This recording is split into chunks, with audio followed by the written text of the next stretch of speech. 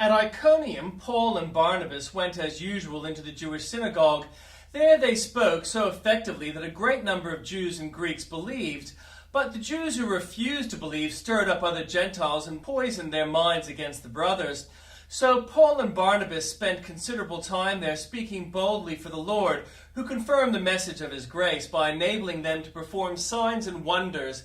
The people of the city were divided. Some sided with the Jews, others with the apostles. So there was a plot afoot among both Gentiles and Jews, together with their leaders, to mistreat them and stone them. But they found out about it and fled to the Lycaonian city of Lystra and Derbe, and to the surrounding country, where they continued to preach the gospel. In Lystra, where sat a man who was lame, he had been that way from birth and had never walked. He listened to Paul as he was speaking. Paul looked directly at him, saw that he had faith to be healed, and called out, "Stand up on your feet." At that the man jumped up and began to walk. When the crowd saw what Paul had done, they shouted in the Lycaonian language, "The gods have come down to us in human form." Barnabas they called Zeus, and Paul they called Hermes, because he was the chief speaker.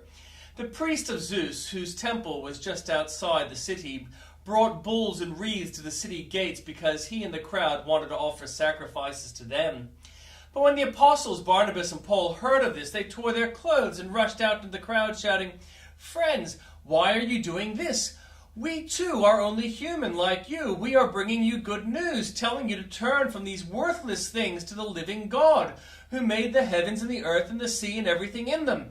In the past he let all nations go their own way. Yet he has not left himself without testimony. He has shown kindness by giving you rain from heaven and crops in their seasons. He provides you with plenty of food and fills your hearts with joy." Even with these words, they had difficulty keeping the crowd from sacrificing to them. Then some Jews came from Antioch and Iconium and won the crowd over. They stoned Paul and dragged him outside the city, thinking he was dead. But after the disciples had gathered around him, he got up and went back to the city. The next day, he and Barnabas left for Derbe. They preached the gospel in the city and won a large number of disciples. Then they returned to Lystra, Iconium, and Antioch, strengthening the disciples and encouraging them to remain true by the faith. "We must go through many hardships to enter the kingdom of God," they said. Paul and Barnabas appointed elders for them in each church, and with a prayer and fasting committed them to the Lord, in whom they had put their trust. After going through Pisidia, they came into Pamphylia, and when they had preached the word in Persia, they went down to Italia. From Italia they sailed back to Antioch, where they had been committed to the grace of God for the work they had now completed. On arriving there, they gathered the church together and reported all that God had done through them, and how he had opened a door of faith to the Gentiles, and they stayed there a long time with the disciples. And the Old Testament reading. So these three men stopped answering Job because he was righteous in his own eyes. But Elihu, son of Barachel, the Buzite of the family of Ram, became very angry with Job for justifying himself rather than God. He was also angry with the three friends because they had found no way to refute Job, and yet had condemned him. Now Elihu had waited before speaking to Job because they were older than he. But when he saw that the three men had nothing more to say, his anger was aroused. So Elihu, son of Barachel, the Buzite, said, "I am young in years, and you are old. That is why I was fearful, not daring to tell you what I know. I thought age should speak, advanced years should teach wisdom. But it is the spirit in a person, the breath of the Almighty, that gives them understanding. It is not only the old who are wise, not only the aged who understand what is right. Therefore I say, listen to me. I too will tell you what I know. I waited while you spoke. I listened to your reasoning. While you were searching for words, I gave you my full attention. But not one of you has proved Job wrong. None of you has answered his arguments. Do not say we have found wisdom. Let God, not a man, refute him. But Job has not marshaled his words against me, and I will not answer him with your arguments. They are dismayed and have no more to say. Words have failed them.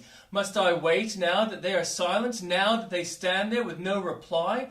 I too will have my say. I too will tell what I know, for I am full of words, and the spirit within me compels me. Inside I am like bottled up wine, like new wineskins ready to burst.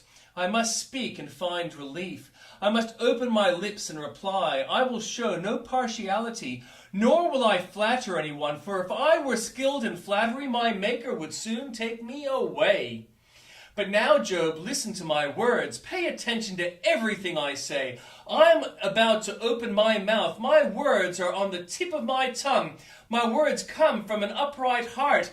My lips sincerely speak what I know. The Spirit of God has made me. The breath of the Almighty gives me life. Answer me then if you can. Stand up and argue your case before me. I am the same as you in God's sight. I too am a piece of clay. No fear of me should alarm you, nor should my hand be heavy on you. But you have said in my hearing, I heard the very words, I am pure, I have done no wrong, I am clean and free from sin. Yet God has found fault with me, he considers me his enemy. He fastens my feet in shackles, he keeps me close watch on all my paths.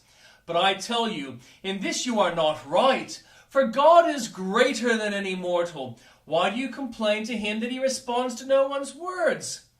For God does speak, now one way, now another, though no one perceives it. In a dream, in a vision of the night, when deep sleep falls on people as they slumber in their beds, he may speak in their ears and terrify them with warnings, to turn them from wrongdoing and keep them from their pride, to preserve them from the pit, their lives from perishing by the sword. Or someone may be chastened on a bed of pain, with constant distress in their bones, so that their body finds food repulsive, and their soul loathes the choicest meal. Their flesh wastes away to nothing, and their bones, once hidden, now stick out. They draw near to the pit, and their life to the messengers of death. Yet if there is an angel at their side, a messenger, 1 out of 1,000, sent to tell them how to be upright, and he is gracious to that person and says to God, spare them from going down to the pit. I have found a ransom for them. Let their flesh be renewed like a child's. Let them be restored as in the days of their youth. Then that person can pray to God and find favor with him. They will see God's face and shout for joy. He will restore them to full well-being. And they will go to others and say, I have sinned. I have perverted what is right, but I did not get what I deserved. God has delivered me from going down to the pit, and I shall live to enjoy the light of life. God does all these things to a person, twice, even 3 times, to turn them back from the pit, that the light of life may shine on them. Pay attention, Job, and listen to me. Be silent, and I will speak. If you have anything to say, answer me. Speak up, for I want to vindicate you. But if not, then listen to me. Be silent, and I will teach you wisdom.